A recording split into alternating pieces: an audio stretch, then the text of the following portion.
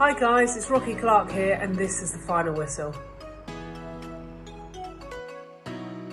And welcome back to Rugby Connection presents the final whistle. Now, this week's guest, absolute legend of the game, 7-time Six Nations champion. She has competed in 4 Rugby World Cups, winning one of them, and to top it all off, has an outstanding 137 caps. England's most cap player of all time is Rocky Clark. Rocky, thank you so much for coming on. How are you getting on? Yeah, I'm not too bad at all. I was just saying, apologies, I'm a little bit red. I've just finished a training session, so but I'm pretty good now. I finished that, I must say. But thanks for having me on. Excited to chat to you all things rugby. Yeah, it's going to be an absolute blast. And again, thank you so much for coming on. You're an absolute legend of the sport. So thank you.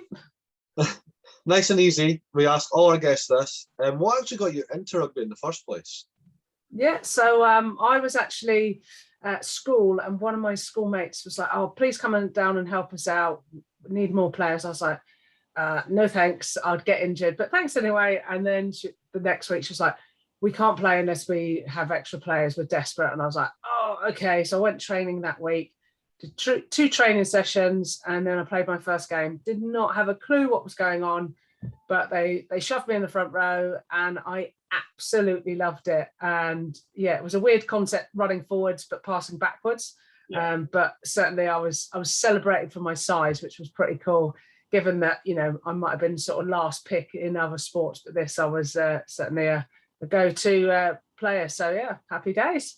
Yeah, that's the bonus of rugby, that it doesn't matter what shape, size, ability, really, it doesn't matter. It's for everyone. So yeah, that's why I love rugby, the inclusivity in the sport, any shape, size, speed. You know, you've got somebody who's 6'5" or somebody who's 5'2", doesn't matter, or 10 stone or 20 stone. There is a place for everybody, and I absolutely love that. Yeah, 100%. And I've had friends that are like, oh, but I can't play rugby because I'm not fit enough. I was like, rubbish. I'm not a fit player. Yeah, there's a position for everybody, and you know, your fitness gets better as you play and you get used to the demands of the game. But certainly it doesn't matter, because if you're not fit, you're probably quite powerful and strong. So yeah, you've got other strengths. Yeah, 100%. What advice do you have for especially young women want to get into the game? Yeah, I'd say go along, try it out at your local rugby club, or quite often there's taster days that go on. So go down to wherever you can find one of them, or contact your local RFU coach and within your county, and be pointed in the right direction. That said, talking to people now via Insta, you can just Google some of the clubs in your area and check them out. And I'm sure most of the women's team are on Insta. Make that connection. And all the time, especially pre-season time, there's a lot of taster sessions. Come and try it. And yeah, just go along, give it a go. There's other forms as well. If you don't want to do the full contact, you want to do the touch side or tag, there's also loads of touch and tag leagues. And that's really good at working on your fitness, handling, footwork, decision making. So yeah, there's a place for everybody. Yeah, I was just about to mention, especially the touch rugby aspect, because a lot of people, not just girls, boys, girls, everyone are almost scared of the contact. The physical aspect of rugby is a bit terrifying if you first look at it. Yeah, when I coach new people to rugby, you get the ones that you know are going to absolutely love the contact, but you have to kind of ease them in. And I'm coaching some under 18s rugby at the moment who've never done it, and we're just building up week on week, going from touch into a bit of grab rugby, and then into the tackle technique and some hitting the tackle shields and stuff. So you build it up so they get that taste, they get hungry for it. There's no point going full smash in the first session, because you'll put off 80% of people. Well, funnily enough, I didn't play rugby when I was younger because you weren't allowed to do contact. There we go. So I seen it on TV, like the actual game of rugby. I was like, I love that. And I was never the skinniest kid. I was never the big kid either. I was just awkward shaped. But there is a shape for you in rugby. And we went down to the local club and they were like, yeah, more than happy to let them get involved, the more the merrier sort of thing. Just watch this training session first, see what you think. And they were just doing touch, and I'm like, what are they doing? And the coach was like, how old are you? I was like, 8 or taking it. Yeah, you're not allowed to do contact till you're this age. I was like, oh, no, you're all right. Oh, wow. Okay. Yeah. So I can see why that might put you off if you were ready to go and do your wrestling moves or something when you're at 8. Yeah. Do full contact. I think it's just because like you watch on TV, so like that's what you see, and then when That's you what go you down, want to do. yeah, that's what you want to do, and then I was, that's disappointing. So I didn't really pick up to like high school, Okay. and then yeah, stuck with it ever since, and I've got a podcast through it. So it's, There we go, living the dream. well, hopefully this will be the dream. This is a big dream. Good And luck. getting legends like you is just making it a lot easier. Well, there we go then. You know, any way I can help out. Just want to grow the game in any means that we can, and you know, supporting people like yourself is really important to me, and getting the message out there how good rugby is, and to get us as much coverage as we can, and just provide the opportunity for everybody. Yeah, you're on about coverage. I want to talk about women's rugby in general because you know yourself, you get the whole who cares, nobody watches it. That's a lie, because I mean, England, Ireland in the Six Nations had 15,000. So there's 15,000 on one game that watches it. I was at 2 of them. So yeah, and like I said to all our guests, if I don't like it, I won't talk about it. That's just how I operate. But I absolutely love women's rugby, and it's just growing strength by strength. And now, obviously, England were obviously professionals. I think France were as well. And now Scotland, out of absolutely nowhere, are full-time professionals after the World Cup. So yeah, yes. we're just seeing this snowball effect of the standard of women's rugby, and the support that we're getting is absolutely huge, and it's just going to keep evolving and moving. And that momentum we've got from TikTok taking over the Women's Six Nations, from having the World Cup, having it put out on BBC, all the games. So you can, if you want to watch it, you can access it. Whereas previously it was either streamed or on a channel where you had to pay. So it's accessible. Players are accessible. The dawn of TikTok and the ability of social media to contact your heroes and interact with them is just something I never had 10, 15 years ago when I was in the England jersey. My journey went from 2003 to 2018 with England, and I've got a higher profile now, having retired from England, than I did playing, because the coverage is so much better, because I've created my profile, and you're getting out there, and I'm accessible to fans. So that's absolutely wonderful for the game, and long may it continue. And I'm sure we will see massive viewing figures for the World Cup later this year, and other teams are all going professional, and that's what we want. We want the game to be an amazing standard. We want games that are closer as well. Obviously, Six Nations, we had England pretty much putting cricket scores on quite a lot of teams, and I think Wales are one of the strongest ones who'd only gone professional in January, and then normally it's between sort of England and France, but England always nudge it. So it's great that we've got Scotland on board. We need to get Ireland following in the same path. Italy went pro during the Six Nations. So, the next Six Nations and the one after, that's where we're going to see the real differences. It takes a little time to bed in, but we want to see that gap closed and real competition. You want games where people are excited about the outcome rather than it being known, oh, England are going to win 70-0. Yeah, of course. I totally agree. I mean, obviously, like I said, I was at the Women's Six Nations this year for the Scotland home games. And like you said, England put a cricket score on. And I had people in my comments like, oh, what a waste of a day, England. I'm like, they're professional. That's like my team going against the All Blacks. It's going to be a thumping.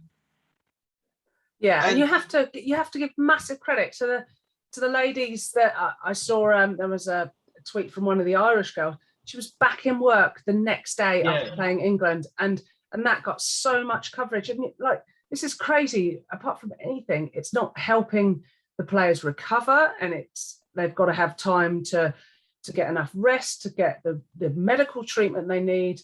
time to prepare for the next games. Of course, how are they ever going to compete with a professional outfit like that? Yeah, 100%. Totally agree with you. And that's what I was saying. I was like, a scoreboard doesn't tell you the full story. It does. It might do in a full professional aspect.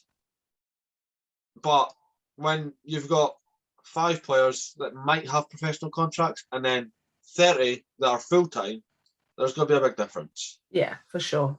But like I said, just pay the girls. They deserve it. And we are getting that step closer.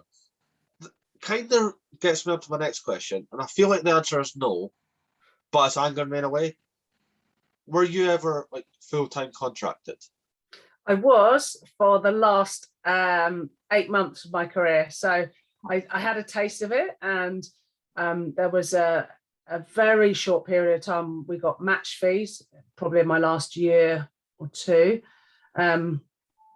Think of the house I could be in if I was getting paid match fees of all my caps, but hey ho, I didn't do it for that. I did it because I absolutely loved it, and I wouldn't change the way that my career went. Obviously, it's nice getting that monetary support, but I was able to do a personal training job and rugby coaching, so I could fit my training around.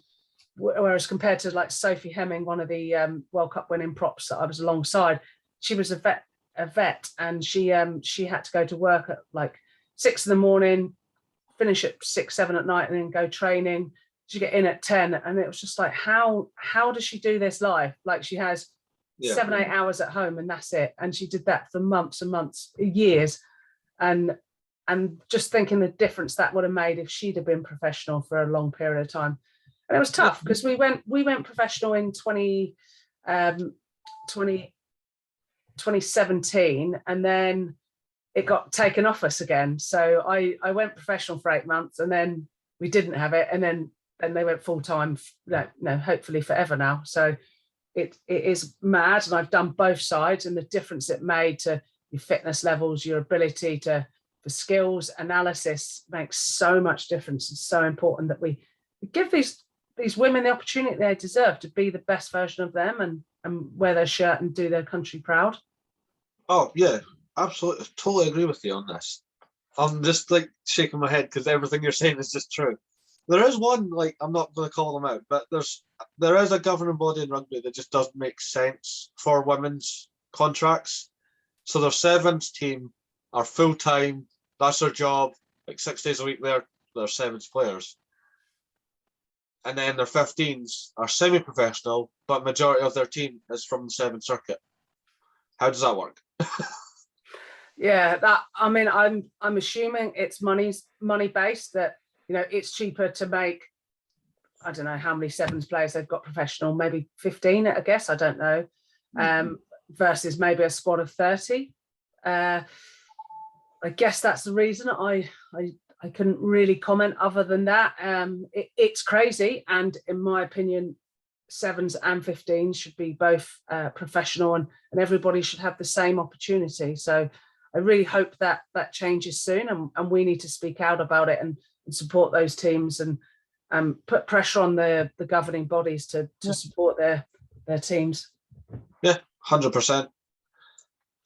Obviously, you said you were a prop, and quite an iconic prop at that. Who is your dream front row partners, past and present? You don't have to play with them. So you've got Rocky Clark at loose head. Who's your hooker? Who's your tight head? Oh, I'm going to go Sophie Hemming, because I played so many games alongside her.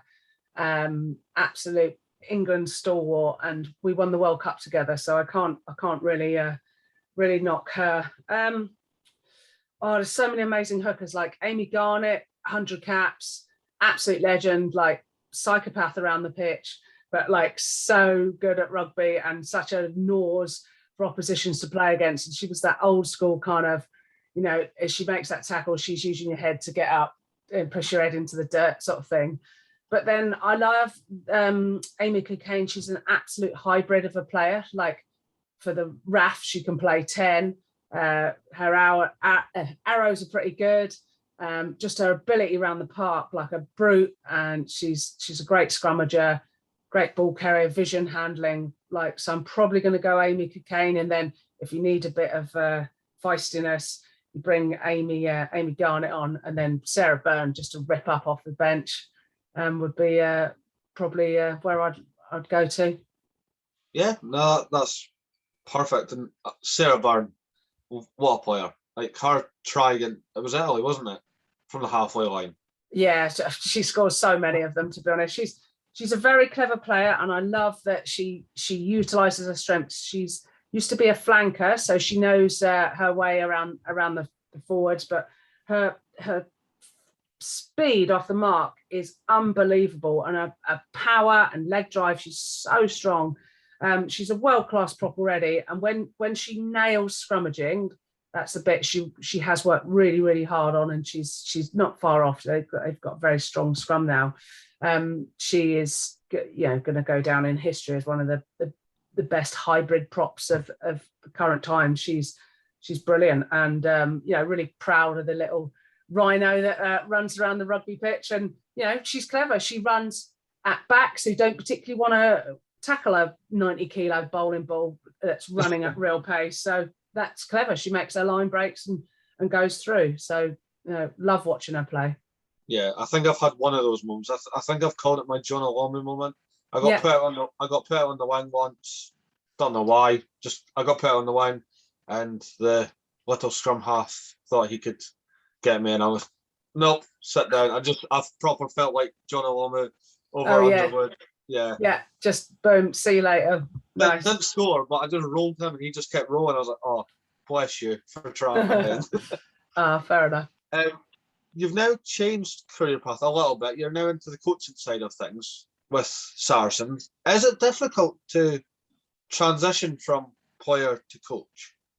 Yeah, like last 2 seasons I've been player coach, and I've really enjoyed it. It has been tough in terms of what hat you're putting on, and I was able to do quite a lot of the sessions as a player, and then there'd be little bits that I'd step out and then be a coach. The last year has been really easy because Chippy has come in the forwards as well, and he's made a big difference, and he's brought a lot of the stuff that the men do. So I've had to learn it as well as a player and a coach. So that was quite interesting to do. But I'm now going to be turning my my head towards my media career and getting out there doing punditry and commentary and everything. So just trying to build that up and throw everything at it. Obviously, we've got the World Cup coming up, and just want to get myself out there and see what I can achieve. So like in my coaching, I'm a level 4 coach, and I want to be the best coach I can be, like I wanted to be the best player I could be. And I also want to be the best pundit or commentator or media person that I can. Yeah, so I mean, if you're looking for a job, Rugby Connection, you could come with us. There we go. There's no money in it, but perfect. That'll pay the bills. When you won the World Cup, you were awarded an MBE. How do you find out you're getting an MBE? Because that's not just everyday news. Now, this is absolutely quality. My mum rang me in all of a panic and had seen that I'd got this like big important document, and it had like Her Majesty's HMS, is it? Her Majesty's Service, is it? Oh, I can't remember. Yes, HMS, yeah. Yeah. And she rang me all stressed, and she was like, "What have you done?" I was like, "What do you mean?" She was like, "Are you going to prison?" I was like, "What?" And then I was like, I haven't done anything. I said, "Open it quick then, maybe it's a speeding fine or something." And then she opened it, and she screamed and swore and was like, "Mate, you're getting an MBE! Oh my God!" So yeah, that was so funny, and like she nearly gave me a heart attack telling me that I was going to jail. But yeah, it was amazing, and like one of the proudest days of my life going and getting awarded that. But having my mum there as well, and just the pride that she beams with. I think she was more proud of me getting that than winning the World Cup. But it's probably so she'd tell her mates about it. But yeah, she's a proud mum, and yeah, it was a big day out for the Clark family. So that was absolutely lovely. Oh, even better. I did hear that you got to attend a few events because of the MBE. So yes, well, winning the World Cup opened a lot of doors in terms of going to like Lady Gaga concerts, races, Wimbledon, what else? Oh, Celine Dion concert. So there was some really, really cool, fun stuff. Ascot that we did, and I had a great time. And Graham Smith, my old coach, took the mickey out of me, and he went, "Bloody hell, Rocky, you'd go to the opening of an envelope." I was like, "Yeah, I probably would." So yeah, I'm always game to go and try things, and if there's an invite to be had, I'll certainly be there. So it's all good fun. Yeah. What was your favourite event that you got to go to? Probably Wimbledon, and going in the Royal Box, and just you getting your little like toiletry bag with like Wimbledon on it was really cool, and having like the silver service and the afternoon tea and everything was just epic. Like I was like, I could get used to this. So if anyone wants to take me to Wimbledon, I'm game.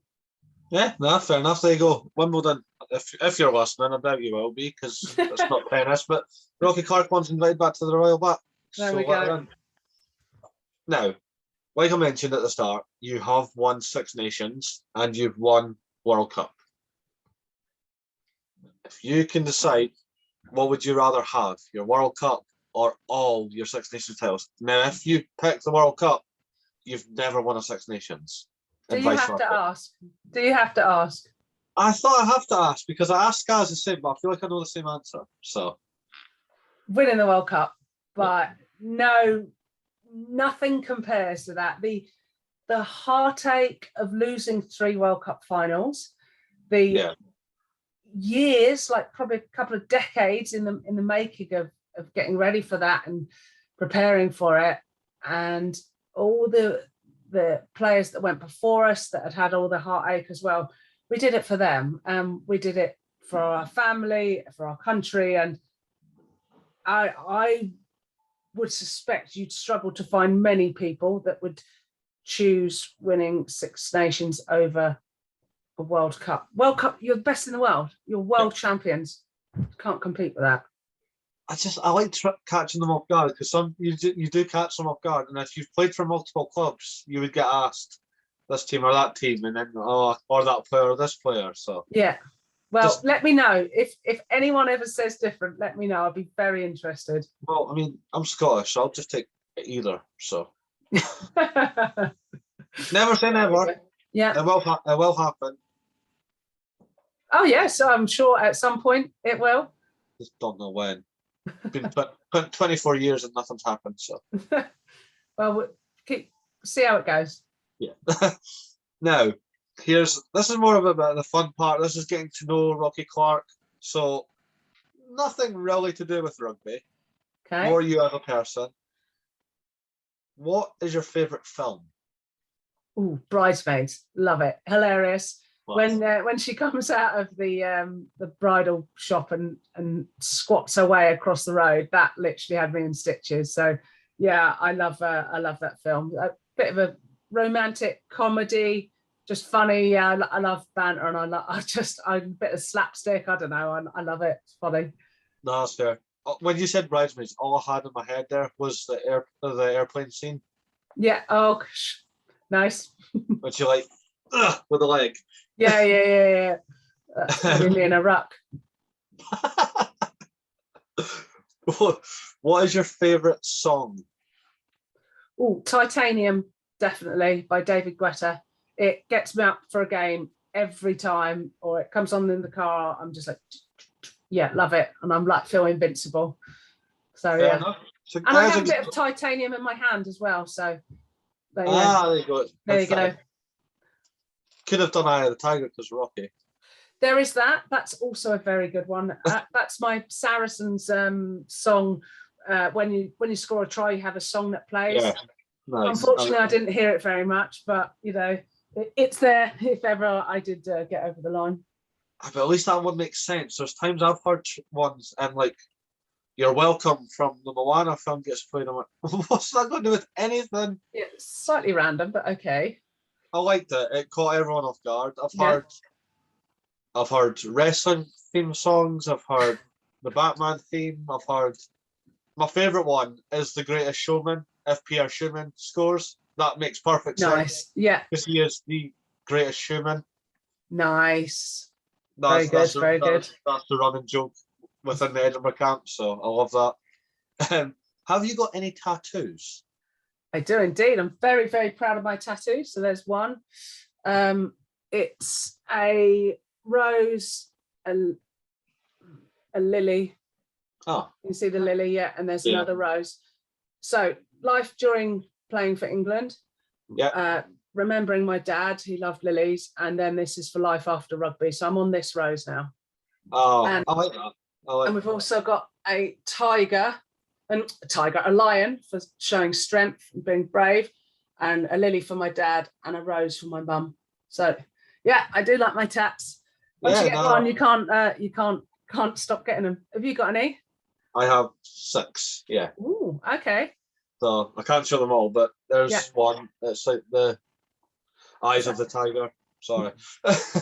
Boom. I have 2 weird to live, 2 rare to die on my inside of my arm.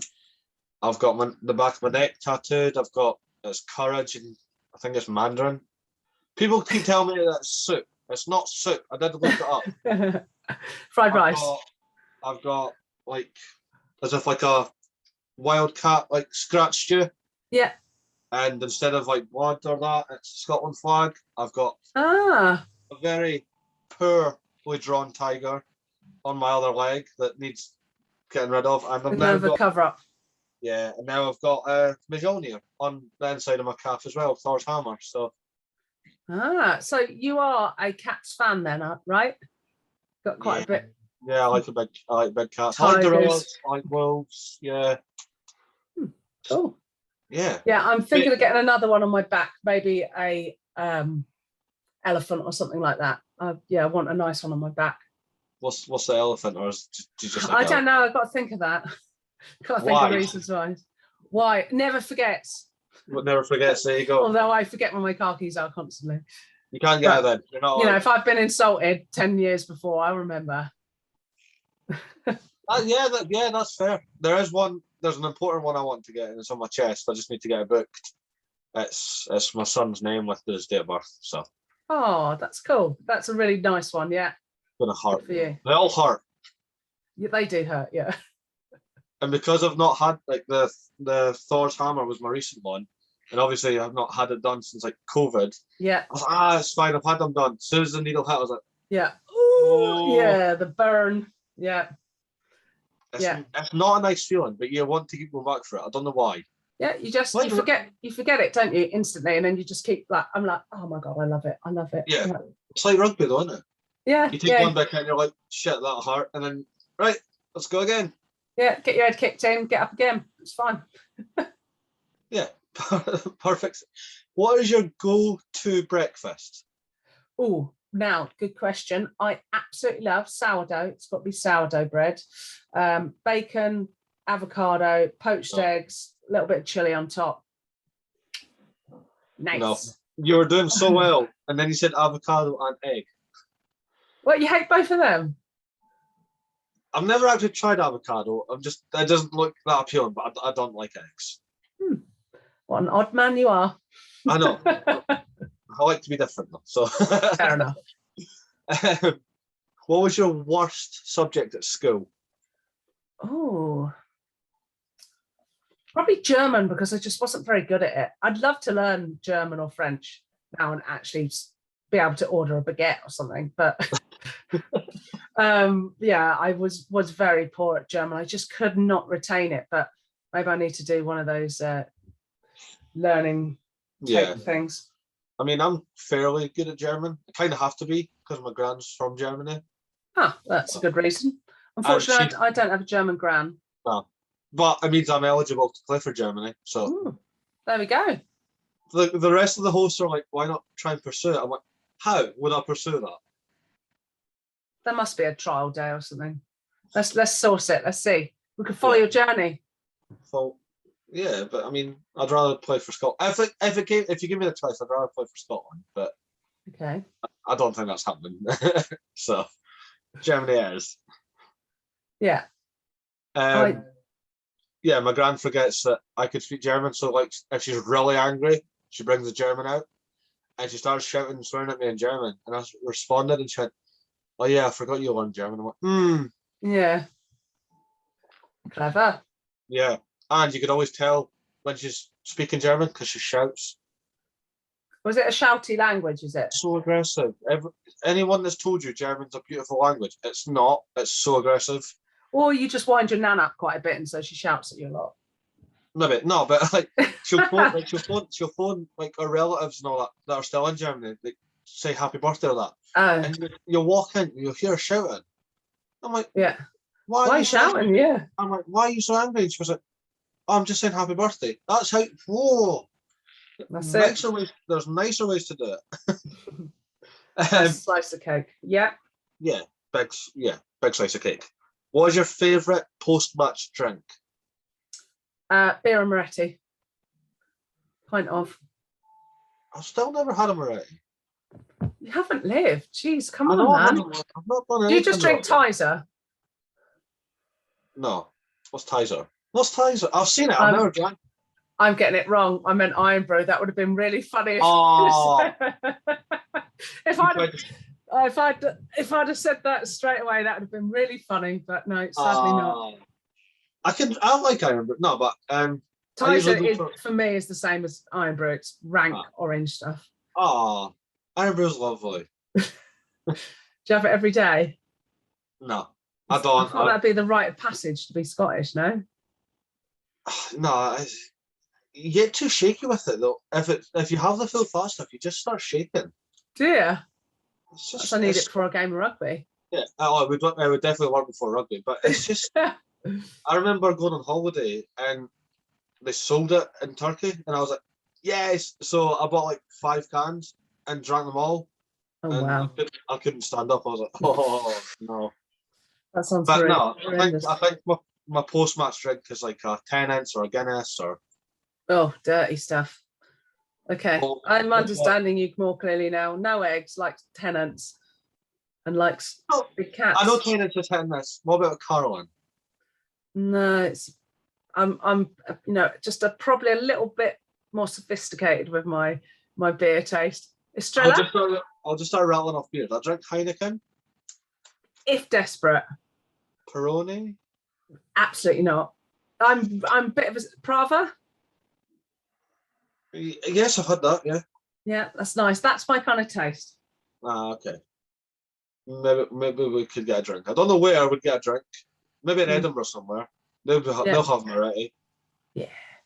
It's getting much bigger now. So I'm a glutton for punishment. Sunny day and a pub serves beer out off the tap. I'm like, I'm there. I'm in. Yeah. I'm like, damn it, I was going to have a lemonade, but I can't resist that nice cold glass. I'm the same.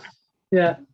I mean, even like working at this event and they pour a pint and I'm driving home, but I'm looking at it like, that actually looks like that was poured perfectly. Yeah, that's ready for me right now. But then I've seen the price of it and now you're all right. You take the drip tray instead. Yeah, drip trays, but $5.50 a pint at the event I was working. And I had to say that with a straight face. Oh, but you got to remember, well, okay, London prices can be like $6.57. Oh, I've heard about London prices. No, there's a pub I go to every game day in Edinburgh. I'm a member, so you get a discount. But I think it's like £3 a pint. That's how it should be. I remember when pints were £2 a pint when I was not really young, when I was legal, but it was £2, and they used to be great. A tenner would sort me out, but then I had to, and then it went up to like 2.05 and 2.10, so I had to carry some annoying change around with me. Oh, this is why I just took my card. I don't carry cash ever. No, but this is like, I barely used. Well, I don't know if I could use it then for contactless. I'm assuming I couldn't. Like 20 odd years ago. Oh no, I'd be chip and pin and.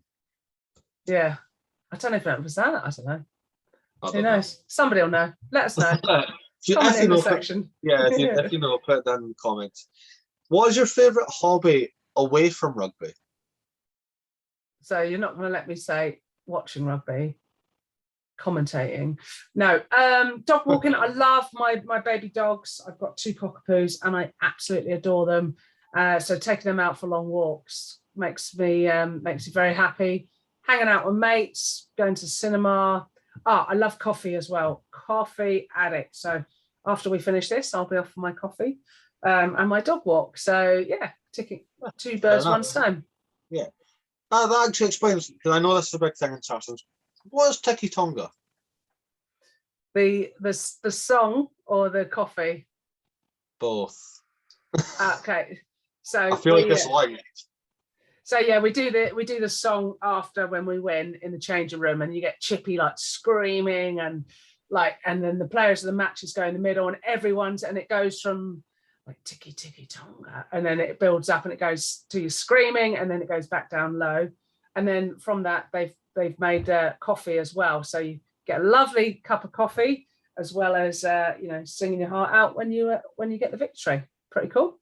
Yeah, fair enough. I've always wanted to wonder that with it, because it didn't sound like it made perfect sense. I feel like it makes sense if you're in the Saracens like setup. So yeah. Yeah. Where are we? There we go. Favorite rugby TikToker? Not yourself. Oh, okay. Me. Blissful Rugby. Yeah, you're wonderful. You are wonderful. You've only come on my on the scene very recently for me. So I love Prop Life. She's a legend. Anya, Stella, all good girls. Sam, love. Is it Lovell Rugby? The Scottish girl that's in America. Yeah. Yeah. Yeah. Yeah. All of those. They're great. Absolutely great. Oh, actually, my favourite is Amy Humphreys. Amy plays rugby, I think it is. She's awesome, and she's teaching me a little thing or two. And I had a few drinks of her at Twickenham. We went to watch the Prem final at the weekend, and we were both there on work things. And then we had a drink after, and it was a lot of fun. And she teaches me. Like, I was literally messaging her last night saying, how do I do this? I don't understand, because I'm like 95, and it's hard being a TikToker at 95. You're like, and so there's so many options, and I'm really rubbish with technology. So yeah, she is my absolute go-to, and she's a lovely human as well. So yeah. I mean, you've just named like the Rugby Connection family. Good. Sorry. It's all right. You got that excited, you sneezed. No, you mentioned Gemma, you mentioned Anya. They're now going to be the faces of our women's show for Rugby Connection. Oh, wicked! That's we cool. wanted Amy, but Amy's got other contracts. She's too big time. She's too big time, yeah. But we still speak, still in close contact with her. Yeah, it's brilliant. Last question. Better be a good one. That is a good one. They're all good ones. All my questions. Okay, all right. Yeah, we've got to finish on a high, so I've got to think. He's awesome. British and Irish Lions for the women's. Yeah. When? I don't know. Not if. When? Yeah, absolutely. The sooner the better, in my opinion. Let's get it going. It should have happened years ago. I would have loved to have played for the Lions. Would have been a childhood dream, but. Yes, I'd love to be there one day as a coach. It's got to happen soon, and it's an absolute must. And there'll be a lot of England players initially, but certainly the quality of other players that are coming through from different nations. You just got to look at like Jazz Joyce, Nelly from Scotland, loads of the Furlan from Italy. So many amazing. Actually, she won't go. Not Italy. So you got loads of girls, women coming through, and that's what we want to see. And we need to get the Lions out there, whether or not we play Australia and New Zealand. I think would be a great idea, but it doesn't matter who it is. We need to get the game out there, and I think it'll expose the game wherever we travel to get the supporters in. I don't know whether it'd be best to do it alongside the men's or in its own thing. I'm not quite sure. I would say do it. I was actually saying this to Scars. COVID sucked. everything sucked with COVID, but a blessing in disguise was moving the women 100%. away. That So- should have been done years ago. Yeah. It should never be, because not that I didn't want to watch it, but if you're watching the men's and then it comes up, oh, the women are playing, I'm like, I've watched too much rugby. There is too much rugby in a day. I could watch. You just went down. You were up, right up there, and now you're on your way down. No, there's times like Come on, rescue it. Super Saturday. I love rugby. I will watch it religiously, but like that gap between the second last game and the last game, you're like, I could switch it off. I could just like zone out and watch a film or just completely chill. But like, no, I'm sticking to it. And then you kick off and you're all riled up again. So it does come and go. But yes, the week, especially since we started doing the podcast, the leagues and games we cover, I'm like, there's so much. And then you record, and then when you're done recording, you're like, shit, I've not mentioned that. Yeah. And I just my only concern is that I want it to be given the absolute respect and everything thrown at it, so they get exactly the same opportunities and coverage and playing in the best stadiums and the best opposition. Like if it's that 100% women on their own, I don't know whether it would need to be both initially or whether it just goes separate and then build momentum through the tournaments as they come up. But certainly it has to happen really soon. Yeah, I think, especially just because of how like different the women's game is. Obviously, in South Africa, don't think are professional yet. They're very new to the women's game, if I'm corrected. Oh, something's telling me they're semi-pro. Yeah, they are in relative terms. Yes, they are relatively new, but with the likes of Lynn Cantwell, who's out there now, she's making absolute waves. I think there's performance hubs, maybe 6 of them around, where they're massively, chucking everything at it. And I've played South Africa a lot of times, and I played them when they first sort of became they were professional, actually, when we were playing them.